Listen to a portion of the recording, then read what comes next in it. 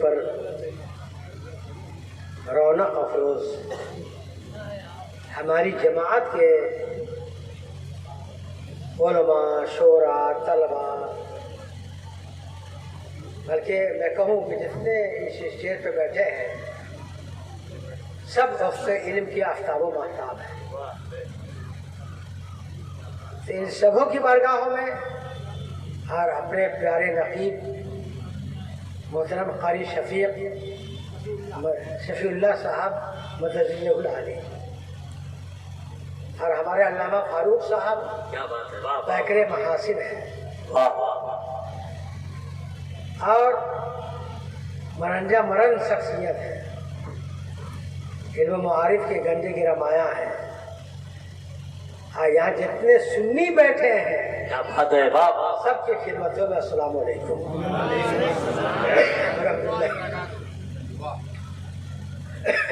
الحمد للمتوحد بجلالہ المتفرد والصلاة دوما على خیر الانام محمدی والآل والصحاب هم ما غایا عند شدائدی فإلى العظیم توسلی بکتابہ و بأحمدی.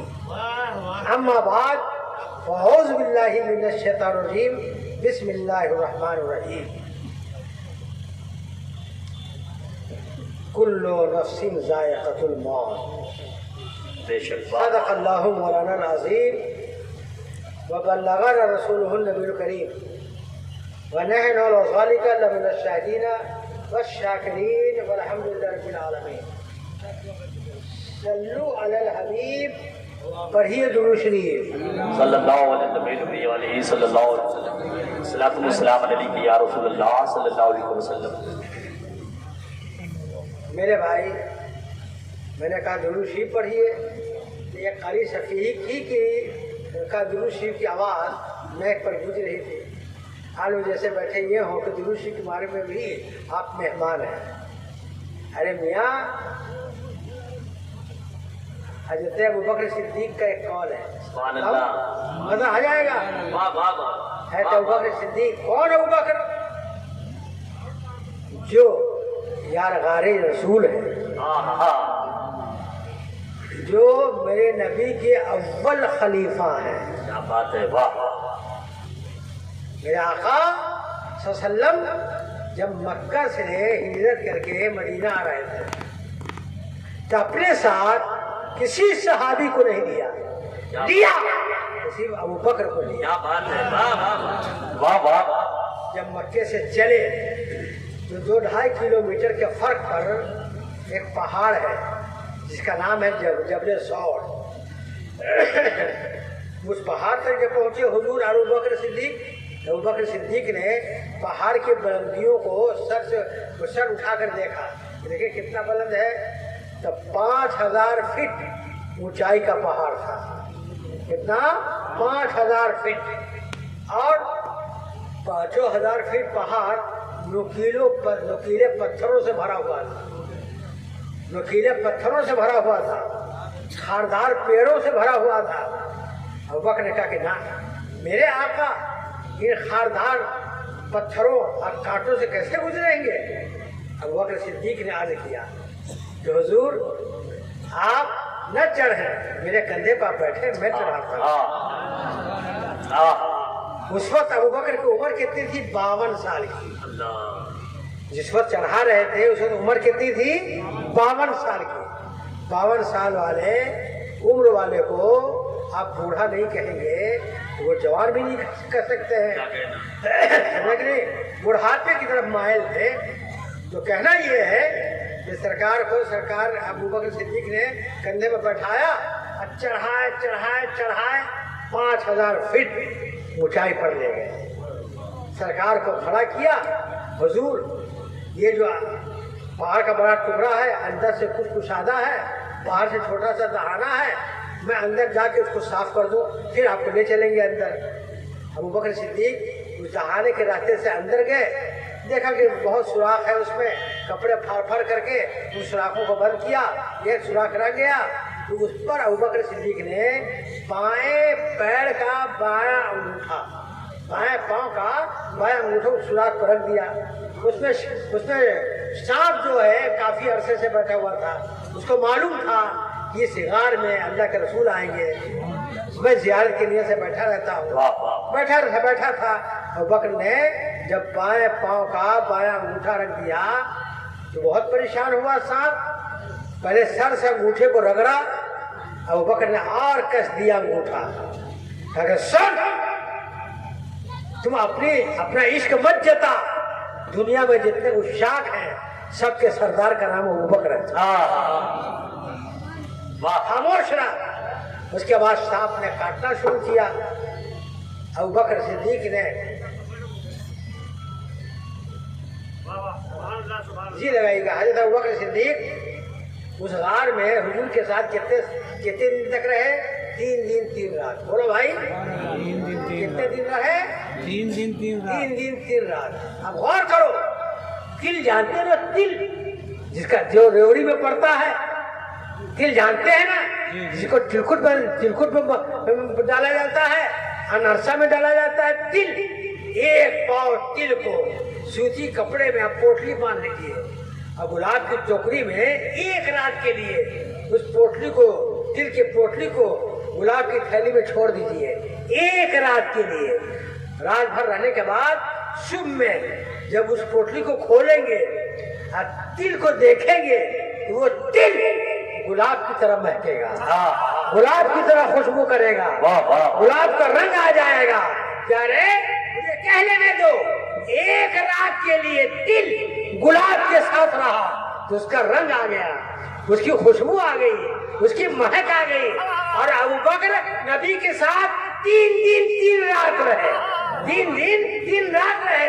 اس 3 دن 3 رات کے اندر میں نبی کے جس میں منور سے نور چھلک کر اٹھ کر ابوبکر کے بدن پر ایسا چھایا کہ جب دونوں ہجرت کر کے مدینہ آئے تو لوگ پہچاننے سے رہ گئے کہ ابوبکر کون ہے اور نبی کون ہے۔ نعرے تکبیر، نعرے رسالت، حضرت علامہ مفتی امان الرب صاحب قبلہ لوگ پہچاننے سے رہ گئے ابوبکر کون ہے اور حضور کون ہے، اور لوگ ابوبکر سے بڑھ کر کے مصافحہ کرنے لگے، دست بوسی کرنے لگے۔ ابوبکر بھاگ گئے کہ ہے لوگ دھوکہ کھا رہے ہیں، مجھ کو نبی کی جگہ پہ سمجھ رہے ہیں۔ ابوبکر نے اپنے سر سے اپنے کندھے سے چادر اتاری اور سرکار کے سر پر تانا اور اعلان کیا کہ اے لوگوں سنو، دھوکہ مت کھاؤ، نور یہ ہے، جلوہ میں ہوں، اصل یہ ہے، آئینہ میں ہوں، اصل یہ ہے، عکس میں ہوں، آقا یہ ہے اور غلام میں ہوں۔ نعرے تکبیر، نعرے رسالت، بہت اچھا۔ ذرا سڑک کے مجمع سے کوئی نعرہ لگاؤ، سڑک کے مجمع سے کوئی نعرہ لگاؤ۔ نعرہ تکبیر، نعرہ رسالت، یا رسول اللہ، زندہ باد، نعرہ تکبیر، نعرہ رسالت۔ بہت اچھا بھائی، واہ۔ سبحان اللہ سبحان اللہ۔ تو ابوبکر صدیق کہتے ہیں درود پاک کے بارے میں، کھڑے ہو کر کچھ لوگ کہہ رہے ہیں، کھڑے ہو کر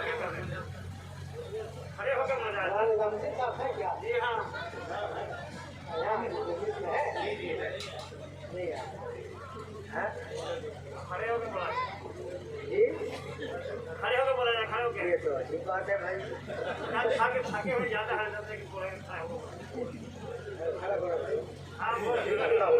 کوشش کرتا ہے۔ نعرے تکبیر، نعرے رسالت، حضرت علامہ مفتی امان الرب صاحب قبلہ، علماء اہل سنت، نعرے تکبیر، نعرے رسالت۔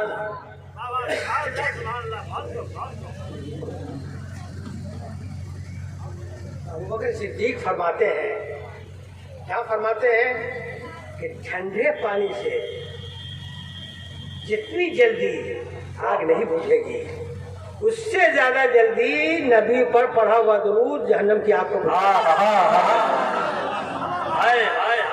یا رسول اللہ، میں سو جاؤں یا مصطفیٰ کہتے یا رسول اللہ میں سو جاؤں یا مصطفیٰ کہتے کہتے کھلی آنکھ صلی اللہ کہتے کہتے جو پڑھے گا صاحب لولاک کے اوپر درود جو پڑھے گا صاحب لولاک کے اوپر درود آگ سے محفوظ اس کا تن بدن رہ جائے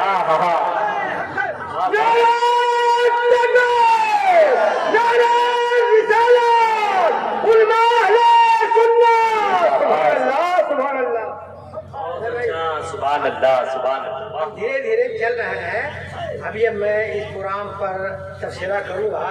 یہ پروگرام ثقلین بانو جی جو جوزہ ہے ادریس صاحب کیا بات ہے, واہ اور والدہ ہے سمیر صاحب.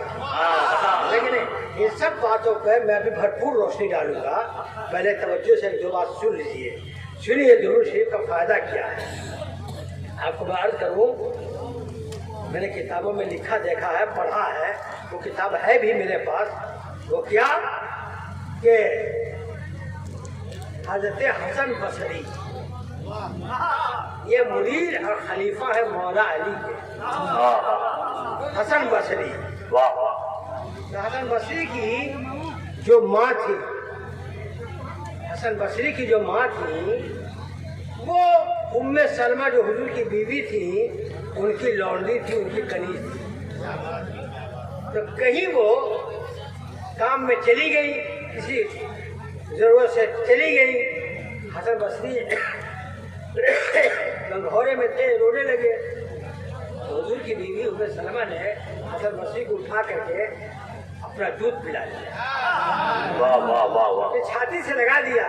حسن بصری بڑے ہو کر کہتے ہیں کہ میں جو علم شریعت اور علم طریقت کا سنگم ہوں, اسی دودھ کی برکت ہے, اسی دودھ کی برکت ہے.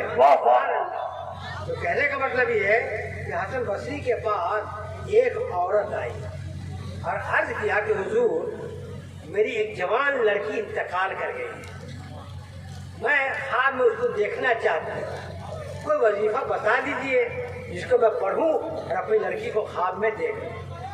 تو حسن بصری نے کچھ پڑھنے کو بتا دیا. اس عورت نے پڑھا تو ہی چند روز کے بعد اس نے اپنی لڑکی کو دیکھا. کیا دیکھا کہ پورے بدن پر تارکور کا لباس ہے, گردن میں توق ہے, ہاتھ میں ہتھکڑی ہے, پاؤں میں بیڑی ہے, اور لڑکی بہت پریشان ہے. دیکھ کر کے ماں کو بڑا صدمہ ہوا. حسن بصری کی بارگاہ میں آئی, کہا کہ حضور میں نے اس لڑکی کو دیکھا اور حالت اچھی نہیں تھی, تارکور کا لباس اور گردن میں لوہے کا توق, ہاتھ میں ہتھکڑی, پاؤں میں بیڑی. اب بتلائیے ماں کا دل کیسا ہوگا, کیسا کرے گا. حضور دعا فرمائے, ابھی جاؤ ہے نا, اللہ تعالیٰ سے تم بھی دعا کرو, میں بھی دعا کروں گا. چند ہی دن کے بعد حسن بصری نے اس لڑکی کو خواب میں دیکھا. وہ کیا جنت کر کے سونے کا تاج پہنے ہوئے اور زرق فرق لباس پہنے ناز و انداز سے جنت کا سیر کر رہی ہے, جنت کا سیر کر رہی ہے. حضرت حسن بصری نے کہا کہ اے بیٹی, تمہارے بارے میں تمہاری ماں نے تو یہ خبر دیا ہے, ہتھکڑی, پاؤں میں بیڑی, تارکور کا لباس, تم کو میں جنت میں سیر کرتے ہوئے دیکھ رہا ہوں, یہ کیا معاملہ؟ تاکہ جو ماں نے دیکھا وہ بھی صحیح ہے. حضور جو آپ نے دیکھا ہے یہ بھی صحیح ہے. یہ صحیح کب سے ہوا کہ ایک شخص ہم لوگوں کے مقبرہ کے پاس قبرستان میں پہنچا اور سرکار پر درود شریف پڑھا اور اس کا ثواب ہم لوگوں کو بخش دیا. جب قبرستان میں اس وقت 5 لوگوں کو عذاب ہو رہا تھا, آواز آئی غیب سے, ندائے غیبی ہوئی کہ میں نے یاد محبوب کے صدقے میں, درود مصطفیٰ کے صدقے میں نے 5 کو بخش دیا اور سب کو جنت عطا کر دیا. نعرے تکبیر, نعرے رسالت, سبحان اللہ. ہے نا بھائی. اب یہ اشارے ثواب کے ہم لوگ قائل ہیں, اس کے دلائل ہیں, مگر دیوبندی وہابی کا کیا معاملہ ہے؟ دیوبندی وہابی کا معاملہ یہ ہے کہ مر گئے مردود, نہ فاتحہ نہ درود. لیکن ان کی یہاں قرآن خوانی کروانا, اشارے ثواب کرنا سب ناجائز ہے, سب ناجائز ہے. دیوبندیوں کیا وہابیوں کا کیا قرآن خوانی کرانا, کھانا کھلانا, بچوں کو کپڑے دینا, نذرانہ دینا, جلسہ کروانا, یہ سب ناجائز حرام ہے. देवबंदियों के यहाँ सुनो, दलील सुनो, ये क्यों नाजायज कहते हैं, इसकी वजह क्या है। तो एक सहाबी है अमर बिन आस, उनके बाप का नाम है वाइल बिन आस। ये मुनाफिक था, उन्होंने अपने मरने से पहले ये वसीयत की कि मेरे नाम से 100 ऊँट 100 गुलाम आज़ाद कर दो, मेरे नाम से किसी तरह से मेरी बख्शिश हो जाए, 100 गुलाम आज़ाद कर दो। तो अमर बिन आस खुद एक थे, एक हिशाम नाम का उनका भाई था। तो बाप की तरफ से हिशाम ने 50 गुलाम आज़ाद कर दिया। हाँ, ये इनकी जब बारी आई, ये हुजूर के पास पहुँचे और कहा या रसूल अल्लाह, मेरे बाप ने वसीयत किया था कि 100 गुलाम आज़ाद करो, हिशाम ने, मेरे छोटे भाई ने आज़ाद कर दिया है, अब मैं आज़ाद कर दूँ। तो सरकार ने फरमाया वलो काना मुस्लिमन लो सद्दक़्तुम अन्हो औ हज्जतुम अन्हो औ आतक़्तुम अन्हो वबल्लगहु ज़ालिका। अगर वो मुसलमान होता, अगर तेरा बाप मुसलमान होता तो चाहे उसके नाम से गुलाम आज़ाद करते, चाहे सदका करते, चाहे हज करते, सब पहुँचता। अच्छा, मुसलमान नहीं मरा तो कुछ नहीं पहुँचेगा। क्या बात है। अब ये देवबंदी वहाबी नाजायज ये कहते हैं कि हमको नहीं पहुँचेगा तो सुन्नी को भी न पहुँचे।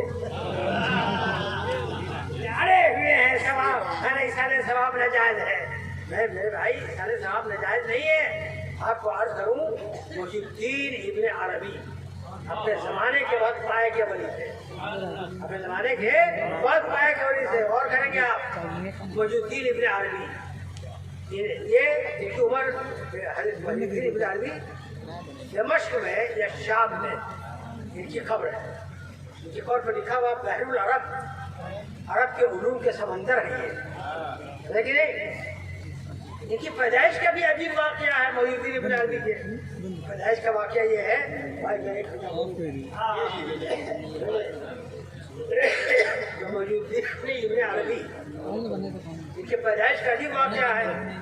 इब्न अरबी लोग कहते हैं, वह किताबों में इनके बाप का नाम अली है, अरबी नहीं है, अली है।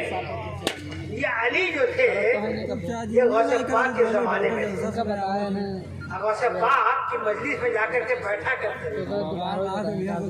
लेकिन अली ये नावलद थे, कोई लड़का उड़का नहीं था। एक मरतबा बहुत उदास जाकर के बैठे तो गौसे पाक ने फरमाया, ये अली तुम्हारा चेहरा उतरा हुआ है, क्या बात है, कौन सी तकलीफ है।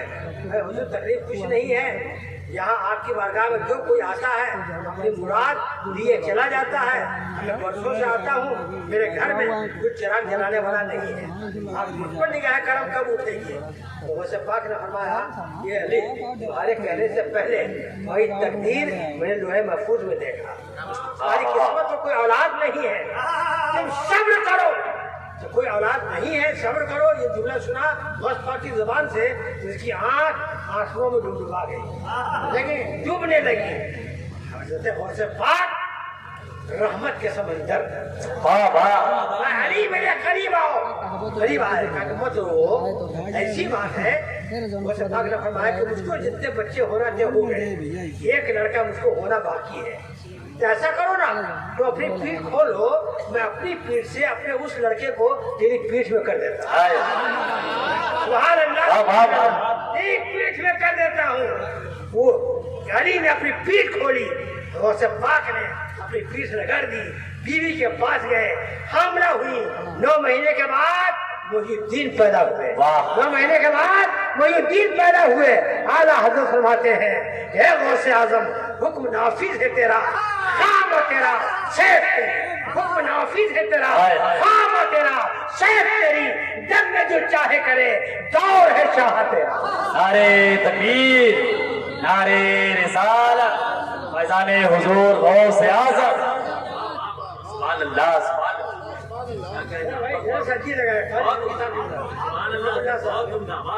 अर्ज करना है कि इसाले सवाब, मुहिउद्दीन इब्न अरबी के ज़माने में एक 11 साल का लड़का था जो पैदाइशी वली था, निगाह विलायत का आलम ये था कि जिस कब्रिस्तान से गुजर जाता तो किस कब्र में अजाब हो रहा है, किस में सवाब हो रहा है, किसको नेमत मिल रही है, किसको अजाब हो रहा है, सब वो देख लेता अपने आंखों से। आलम ये था उसकी निगाह विलायत का। खड़ा हो जाता, उठा लेता, जन्नत और जहन्नम के मनाजिर को देख लेता कि नहीं।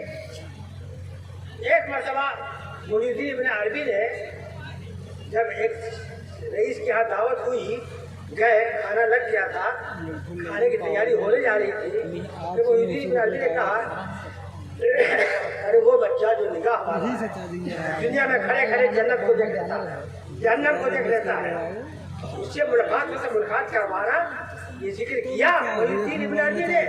इसने हुजूर वही लड़का जो जा रहा है, बुलाओ बुलाओ बुलाओ। एक आदमी दौड़ा हुआ गया, बुला कर लेकर आया, हजरत खड़े हो गए, लड़के की पेशानी को चुमा, अरे बेटा खाना लग गया है, खा लो। तो फिर कुछ बात होती है। लड़के ने रोटी तोड़ा, शोरबे में बोरा, मुंह में रखा, अभी नवाला चबाया भी नहीं था कि लड़का चीख पड़ा, अल्लाह रहम कर मेरी माँ पर, मारा करम कर मेरी माँ पर, अल्लाह बख्श दे मेरी माँ को। ने कहा कि बेटा क्या हो गया अचानक? हुजूर आज उसको घर से निकले हुए 12 दिन हो गए, 12 कोस के रास्ते पर। मैंने अचानक निगाह उठाया, देखे मेरी माँ का हाल क्या है। तो मैं क्या देखता हूँ, मेरी माँ इंतकाल कर गई है। लोगों ने नहलाया, कफनाया, दफना दिया, मुनकर नकीर आए, तीनों सवालात किए। मेरी माँ ने किसी सवाल का जवाब नहीं दिया। अब मैं देख रहा हूँ यहीं से कि अज़ाब का फरिश्ते ने मेरे माँ के बाल को समेटा और घसीटते हुए जहन्नम की तरफ लिए जा रहा है। अल्लाह रहम कर मेरी माँ पर, मारा करम कर मेरी माँ पर, बख्श दे मेरी माँ को। ये कह रहे हैं कि अली कहते हैं कि हुजूर की हदीस मैंने पढ़ा था कि 70,000 कलमा शरीफ जो पढ़ करके मुर्दों को बख्श दे उसकी बख्शिश हो जाती है। तो मैं 70,000 कलमा दिल में पढ़ के रखा हुआ था, किसी को बख्शा नहीं था। तो मैंने कहा लड़का रो रहा है, इसी की माँ को बख्श दे। दिल ही दिल में मुहीद्दीन इब्न अरबी ने 70,000 कलमे का सवाब उसकी माँ को बख्श दिया। इधर बख्शा, इधर लड़का मुस्कुरा गया। अल्लाह कुर्बान तेरी रहमत पर, कुर्बान तेरी अता पर, कुर्बान तेरी बख्शिश पर। मुहीद्दीन इब्न अरबी ने कहा बेटा अब क्यों खुशी हो गई? वो खुशी इसलिए हुई हुजूर कि अचानक नूर का एक झोंका पहुंचा, मेरी माँ को आजाद के फरिश्तों से छुड़ा करके शुए जन्नत लिए जा रहा है। जन्नत जा रहे हैं मेरी माँ। कुर्बान तेरी रहमत पर, कुर्बान तेरी बख्शिश पर। ये देवबंदियों देखो इस सारे सबब किसका नाम है? इधर बख्शा उधर पहुंचा। वहाबियों आओ, हिम्मत से सामने में, हमारे रब के सामने में आओ, सलामत रहो, खुश रहो भाई। दूसरे बात पढ़िए, मैं आगे बढ़ता हूँ। सल्लल्लाहु अलैहि वसल्लम सलामत अलैहि या रसूल अल्लाह। मेरी रियायत में ना तो मनकबत पढ़ने वालों ने 2 से 3 से पढ़ा, हम भी आने वाले खतीब हैं, हजरत अल्लाह मौलाना शुएब साहब इलाहाबादी, लेकिन हाशिम मियाँ की तरफ से तकरीर करते हैं, आप लोग सुनिएगा, अच्छा लगेगा। और हमारी जमात के आवर खतीब, बुलंदबाग खतीब, मसीहुल उलमा हजरत अल्लामा मुफ्ती मसीहुद्दीन साहब, लेकिन उन्हीं का सिक्का इस दौर में चल रहा है जी। हम लोग उनके पीछे पीछे कुछ उन्हीं का बस खुदा खा लेते हैं तो चल जाते हैं। तो कहने का वो भी उनकी भी तकलीफ होना है, पर हम तेजी के साथ हम ये चाहते हैं कुछ बातें बता दें। आज देवबंदी वहाबी देखा इधर करने का सवाब पहुँचाया, उधर पहुँच गया। आज देवबंदी वहाबी के नजदीक इशारे सवाब भली तीजा के नाम पर कुछ न करें, वर्षी के नाम पर कुछ नहीं करें, चरिश्मा के नाम पर देवबंदी वहाबी कुछ न करें, मगर उनके मौलवी असली थानवी ने लिखा है हिफ्जुल ईमान में, क्या लिखा है हिफ्जुल ईमान में, बहिश्ती जेवर में क्या लिखा है कि अगर अल्लाह वुसअत दे, ताकत हो, तो बकरीद में माँ मर गई हो, दादी मर गई हो, दादा मर गया हो, उसके नाम से भी कुर्बानी कर दिया करो। लेकिन मेरे भाई अगर आप माँ के नाम से चलिस्वा कीजिए, बिरयानी बने, दर्दा बने, घूमते फिरते ही आए, क्या जनाब ये क्या बन गया है? बिरयानी बन रही है, किसके लिए? मदरसा के तलबा के लिए। क्यों बन रही है? बिरयानी तलवा के लिए ताकि मेरी माँ मर गई है ना, इसे कहते हैं रिश्वा है। ये कहो ना कि माँ के नाम से बनवा रहे हो, माँ की खाएगी, तलवा खाएंगे माँ। ये क्यों कहते हो कि माँ के नाम से माँ का जलसवा है, खाएंगे तलवा जलसवा माँ का कैसे हो जाएगा? मेरे भाइयों सुनियो, ये देवजी भले ही जलसवा के नाम पे कुछ न करें, तो कुर्बानी तो करते हैं मरी हुई दादी के नाम से, मरे हुए बाप के नाम से। तो कुर्बानी के दिन देवबंदी के यहाँ जाओ, कहो कि 40 किलो का जो परवा किया हो किसके नाम से? दादा के नाम से, दादी के नाम से। तो वो लोग आएंगे गोश्त खाने के लिए कि तुम खुश होगे, कहा कि नहीं नहीं खाएंगे हम लोग, सवाब उनको मिलेगा। तो सुनियो, यही जवाब है चलिसवा का कि जरदा खाएंगे तलवा, जलवा पहुंचेगा समीर की माँ की कब्र में, वाह वाह, जौजा की कब्र में इसका जलवा पहुंचेगा। मेरे भाई आपको मैं अर्ज करूं, ये माँ समीर साहब की वालदा है सकलैन वाले, माँ का हक बाप का हक